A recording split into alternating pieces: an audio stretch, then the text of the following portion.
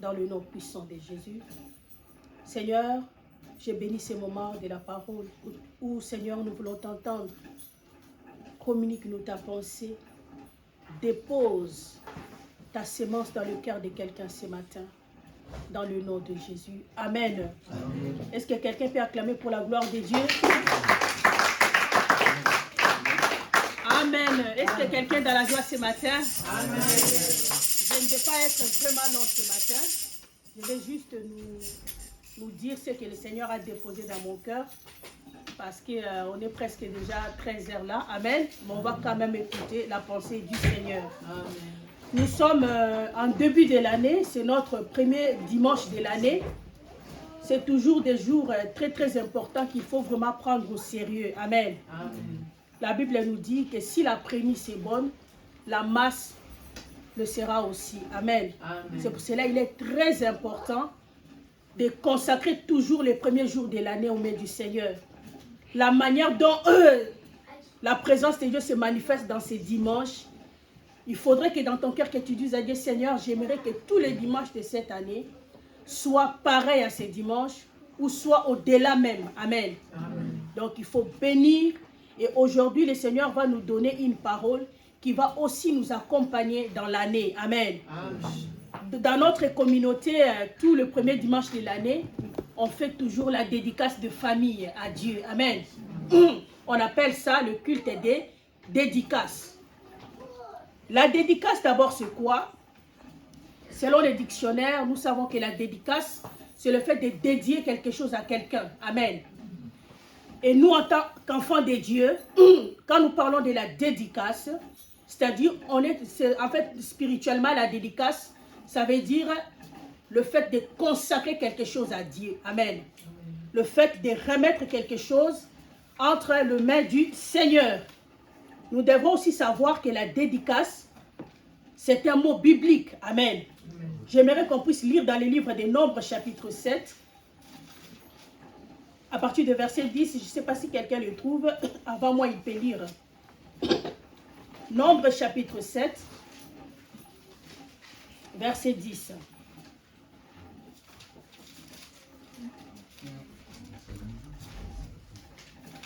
Nombre chapitre 7, verset 10, c'est lui qui le trouve, peut lire. Ok, je lis. Nombre chapitre 7, 7, verset 10. Verset 10. D'accord.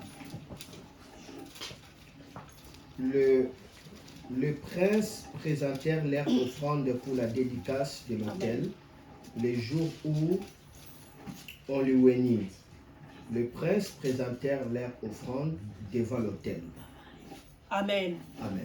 Gloire au Seigneur. Ici, on nous montre déjà que le prince, il présentait leur offrande le jour de la dédicace. Et on appelait ces offrandes-là les offrandes de dédicace. Amen.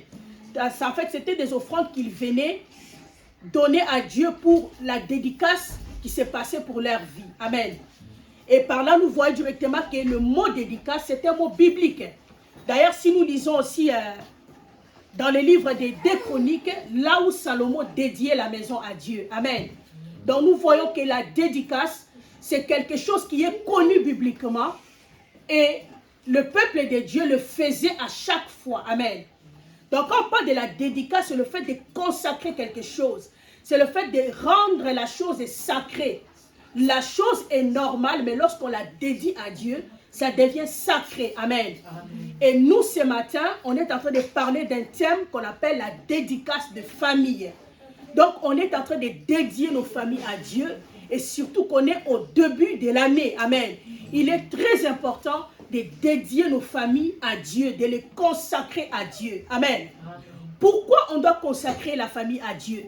Nous devons savoir que la famille est un cadre idéal par lequel Dieu manifeste ses plans. Amen. Par lequel Dieu manifeste ses projets. La famille a été créée par Dieu pour la seule gloire de Dieu. Amen.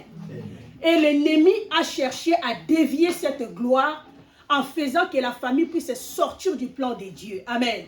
La famille est destinée à servir à la gloire de Dieu. C'est pour cela que la famille doit être dédiée à Dieu. Nous devons aussi savoir que la dédicace de la famille, elle est très très importante. Pourquoi? Pour que ça puisse remettre la famille dans le plan que Dieu a destiné pour elle. Parce que chaque famille a un plan que Dieu a tracé pour elle. Chaque famille a une destinée. Amen. Nous devons aussi savoir que d'ailleurs on nous dit que la famille est la cellule d'une société, la cellule d'une nation. Amen. Quand une famille bien-aimée n'est pas bonne, sache que c'est toute la nation qui tombe. Amen. Parce que la nation commence dans une famille.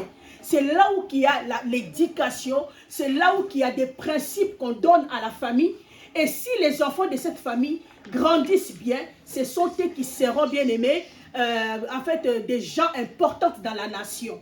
Mais si déjà dans la famille, l'enfant n'a pas trouvé son éducation, l'enfant est déraillé, sache que cet enfant-là devient tout un problème pour une nation. Amen.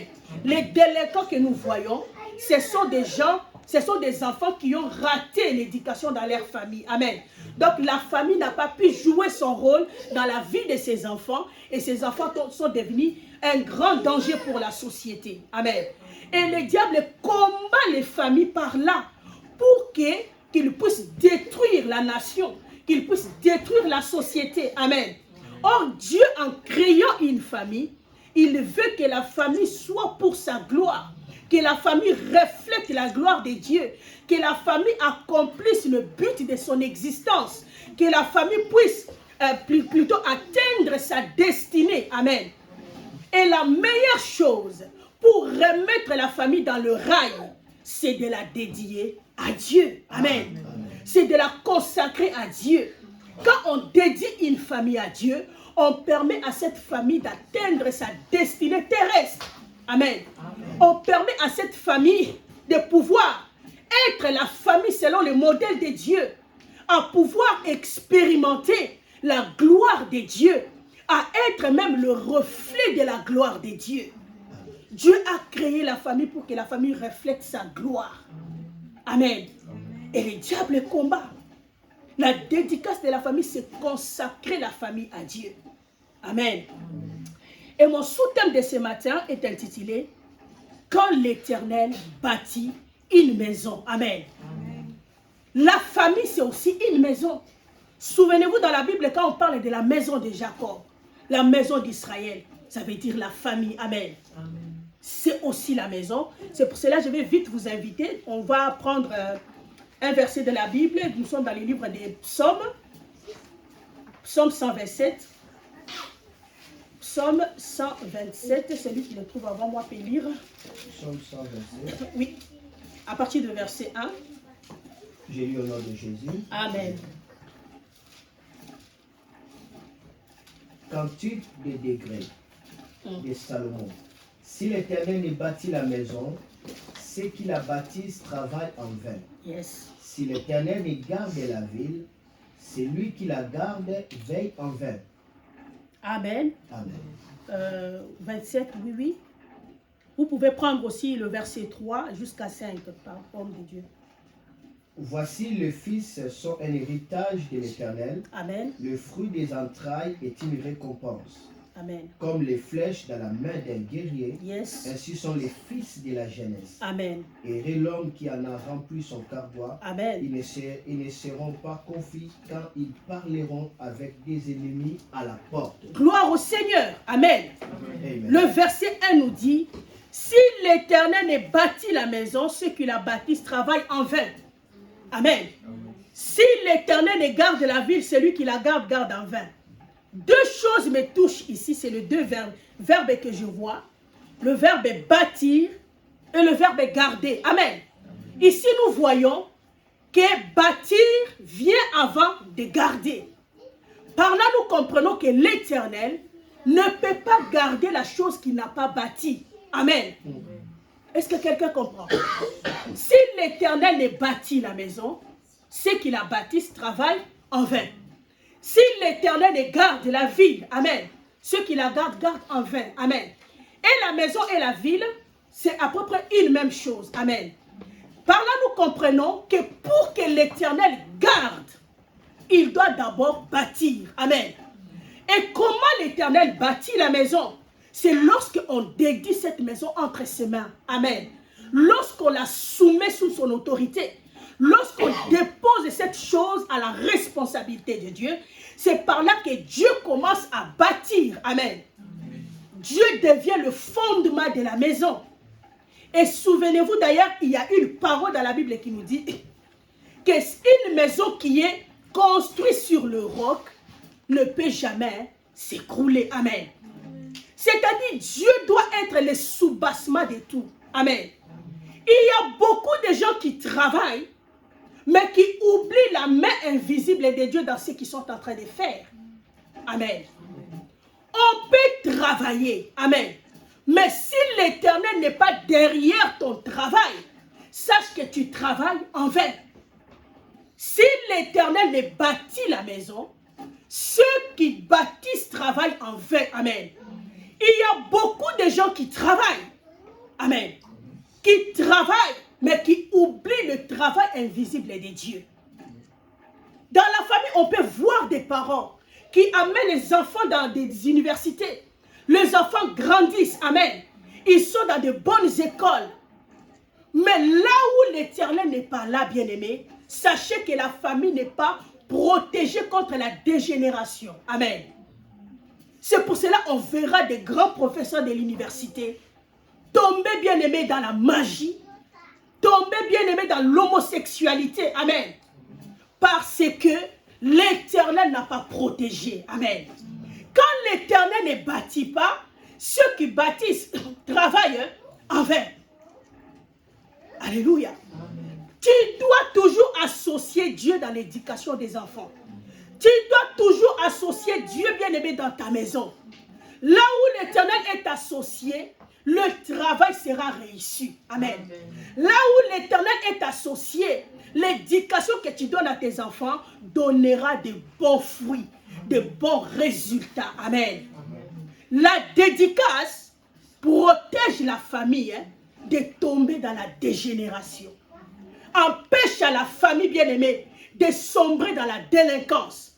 Empêche à la famille de tomber dans la magie. Bien-aimé, dans l'athéisme. Amen. La famille est sécurisée. La famille est protégée. Amen. La dédicace, c'est le fait de consacrer la famille à Dieu. C'est le fait de déposer la famille sous la haute responsabilité de Dieu. C'est de déposer la famille sous la haute surveillance de Dieu. Et n'oubliez pas que l'Éternel ne veille pas sur la chose qu'on ne lui a pas soumise. Est-ce que quelqu'un comprend? Il est Dieu. Amen. Mais si tu ne lui confies pas ta famille, il ne va pas veiller. Est-ce que quelqu'un comprend? Amen. Dédier la famille à Dieu, c'est honorer le Seigneur. Alléluia. Dédier la famille à Dieu, c'est le désirer. Et Dieu vient que là où il est désiré.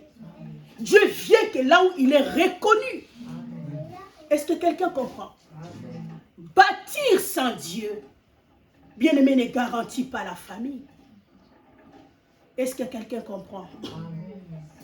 Moi, j'ai suivi beaucoup de témoignages des enfants bien-aimés, qui sont sortis de bonnes écoles. Amen.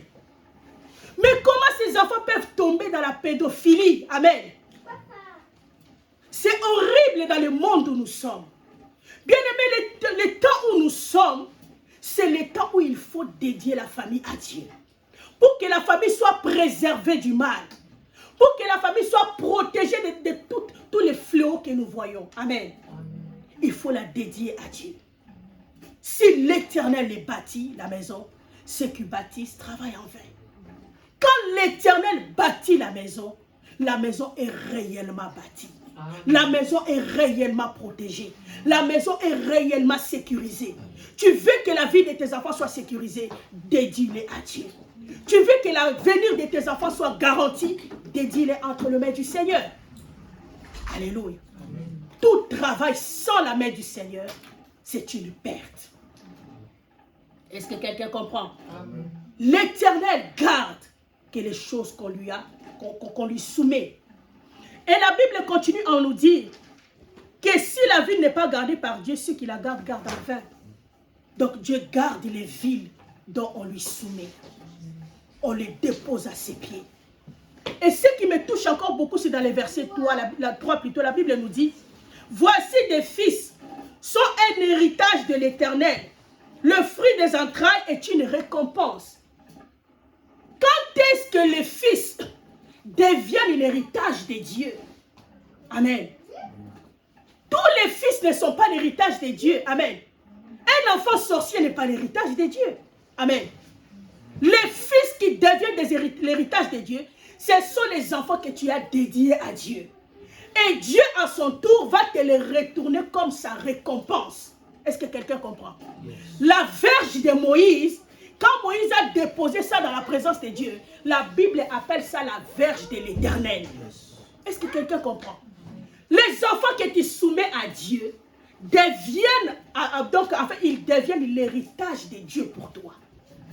Parce que Dieu va les prendre, Dieu va les travailler, et puis Dieu va te les redonner comme son héritage, comme sa récompense. C'est par là que tu jouiras des fruits de tes entrailles. Est-ce que quelqu'un comprend un peu? Les fils sont l'héritage de l'Éternel. C'est les fils que tu as soumis à Dieu. C'est les enfants que tu as dédiés à Dieu. C'est le mariage que tu as dédié à Dieu. C'est le travail que tu as dédié à Dieu. Amen. Amen. Dieu va te le retourner et ça deviendra l'héritage de Dieu pour toi. Ça deviendra la joie de Dieu pour toi. Ça deviendra la récompense de Dieu. Amen. Amen. Et la Bible dit, les fruits des entrailles sont une récompense. Oui. Ce que l'Éternel touche, ça devient bien aimé une récompense de Dieu pour toi. Yes. Moïse avait la verge que lui-même avait ramassée. Amen. Mais le jour où il avait déposé cette verge dans la présence de Dieu, la Bible a appelé cette même verge, c'est maintenant la verge de qui? De l'Éternel. Les enfants que tu dédies à Dieu deviennent les enfants de l'Éternel. La famille que tu dédies à Dieu devient la famille de l'Éternel. Et cette famille a pour objectif d'apporter la gloire de Dieu partout où elle passe. Amen. Amen. Verset 4, la Bible nous dit, comme des flèches dans la main d'un guerrier, ainsi sont les fils de la jeunesse. Le fils que tu dédies à Dieu deviennent des flèches. Amen. Tous les enfants ne sont pas des flèches. Amen. Tous les enfants ne sont pas des flèches. Seuls les enfants qui sont dédiés à Dieu deviennent des flèches. Amen. Et leur mission, c'est quoi? C'est d'atteindre l'objectif. Amen. C'est d'arriver bien devant la destination. Yes. C'est d'accomplir la mission pour laquelle elles sont créées sur la terre. Est-ce que quelqu'un comprend? Tu veux que ta famille accomplisse la mission pour laquelle Dieu l'a créée? Dédie cette famille entre les mains de Dieu. La Bible nous dit que les fils, il dit comme de flèches dans la main d'un guerrier, ainsi sont des fils de la jeunesse. Les enfants dédiés à Dieu, la famille dédiée à Dieu, devient une famille flèche. Amen. Les enfants dédiés à Dieu deviennent des enfants flèches. Amen.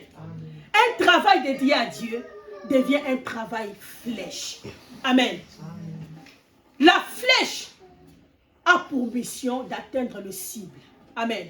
C'est-à-dire quand tu dédies ta famille à Dieu, tu ne vas pas rater des cibles. Amen. Ta famille ne va pas rater des cibles. Si tu désires que ta famille arrive d'un tel endroit, cette famille arrivera. Amen. Beaucoup échouent parce qu'ils n'ont pas dédié leur famille à Dieu. Amen. Beaucoup de familles dévient. Beaucoup de familles tombent. Beaucoup de familles se divisent, se déchirent parce que l'Éternel n'est pas au centre de ces familles. Amen. Une famille dédiée à Dieu ne rate pas son cible. Amen. Amen. Amen. Amen. Et la Bible nous dit, ces flèches-là sont entre les mains d'un guerrier. Amen.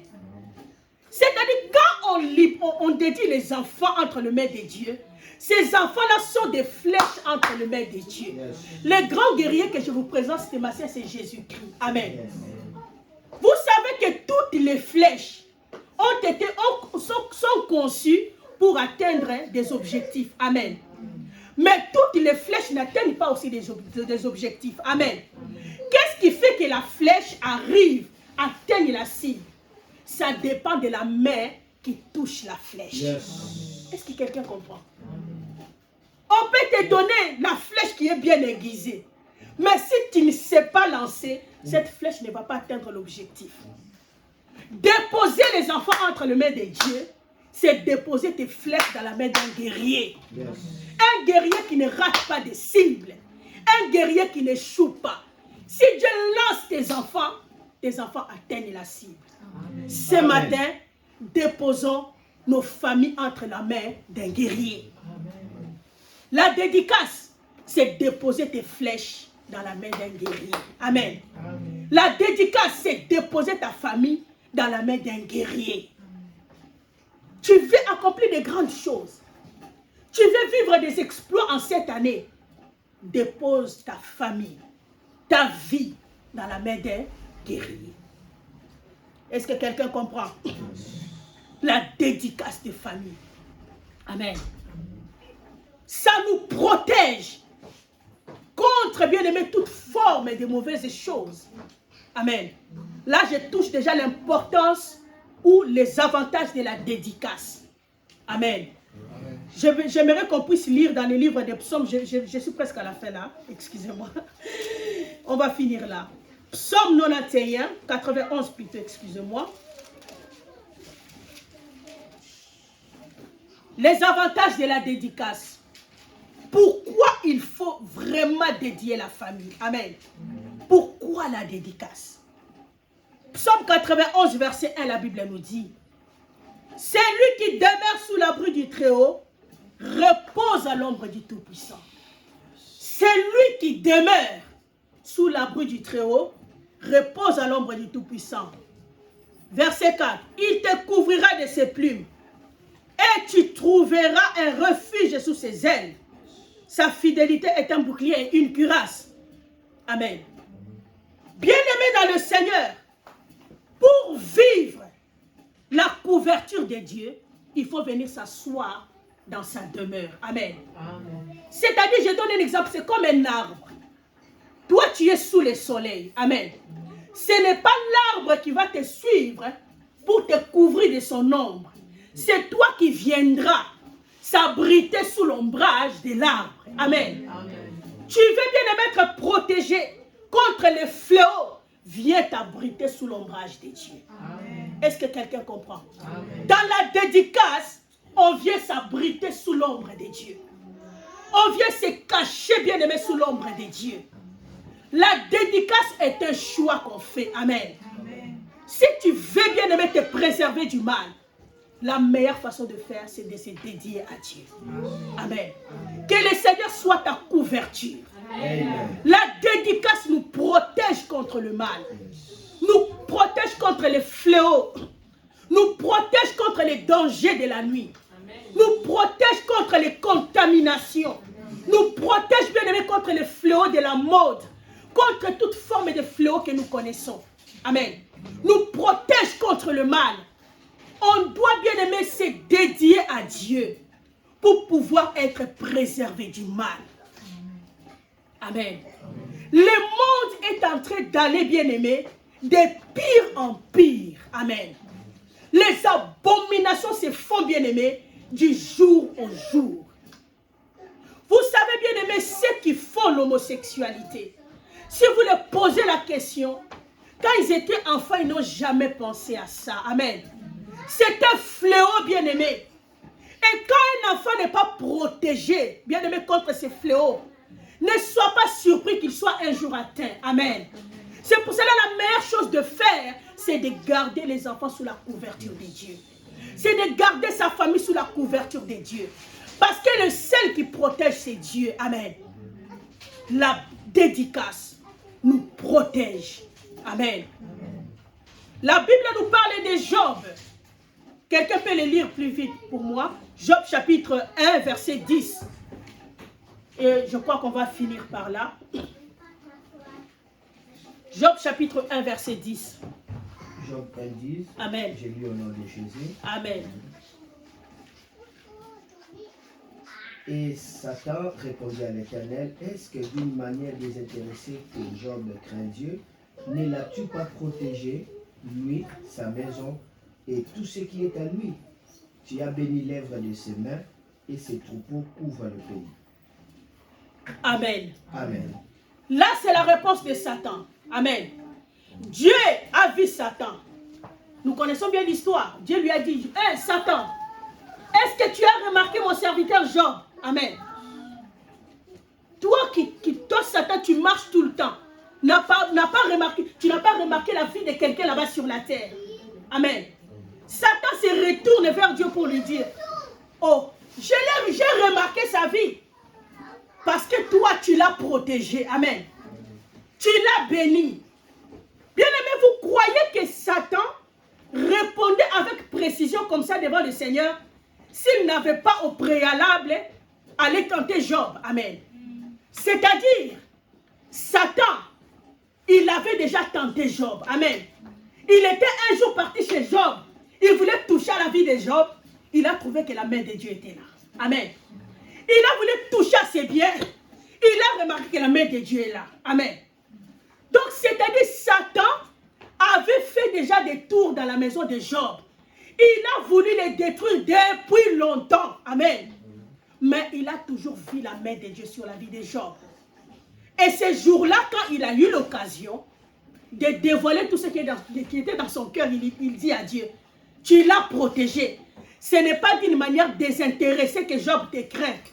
Parce que tu as protégé ce bien. Tu l'as béni. Amen. Et si nous remontons tout au début, nous verrons que Job avait bien aimé la coutume de prier pour sa famille. Amen. Il avait la coutume de consacrer tout le temps sa famille entre les mains de Dieu. Et cela a fait en sorte que sa famille était protégée. Amen. Bien aimé, la dédicace protège nos vies. La dédicace protège nos familles. C'est-à-dire la dédicace enclenche la couverture spirituelle. La dédicace enclenche la protection de Dieu. Amen. Si tu veux que ta famille soit tout le temps protégée, apprends, bien-aimé, à la dédier à Dieu. À la consacrer à Dieu. Quand tu dédies ta famille à Dieu, c'est comme si, bien-aimé, tu invites Dieu dans ta famille. Tu déposes cette famille sous son autorité. Amen. Ta famille appartiendra à Dieu. Et quiconque voudra toucher à la famille aura affaire à Dieu. Alléluia.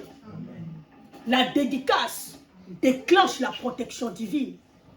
La dédicace nous place aussi sous la bénédiction d'Abraham. Amen. Amen. La Bible nous parle dans le livre de Genèse, chapitre 12, je ne vais pas lire, on va lire peut-être à la maison.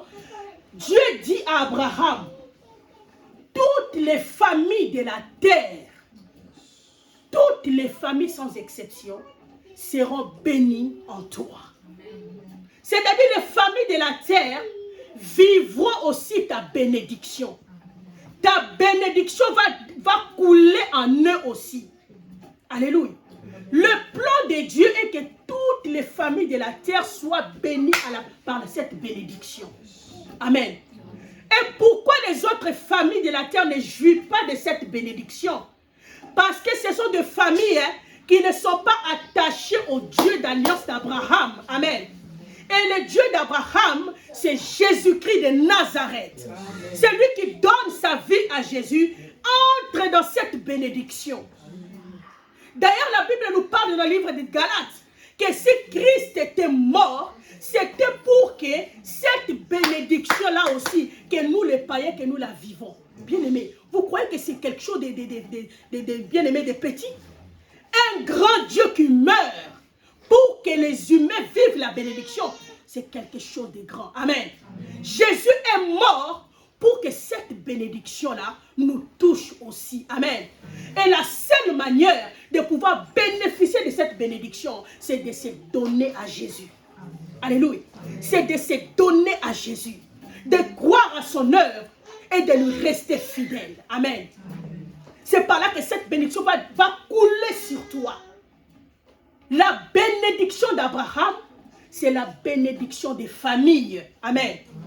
Dans la bénédiction d'Abraham, nous voyons bien aimé la bénédiction, la puissance financière d'abord. Alléluia. Les familles bien aimées selon le plan de Dieu sont appelées à vivre la richesse. Amen. Quand la pauvreté règne dans ta famille, bien aimé, tu dois comprendre qu'il y a un ça ne va pas. Amen. Amen. Nous sommes bien aimés obligés de vivre la bénédiction d'Abraham. Et dans la bénédiction d'Abraham, il y a la bénédiction financière, il y a la protection divine et il y a la bénédiction spirituelle. Amen. Ce sont des choses qui englobent la bénédiction d'Abraham. Et Jésus dit, la Bible nous dit que les familles de la terre doivent vivre aussi cette bénédiction. Voilà des choses à laquelle les familles sont destinées.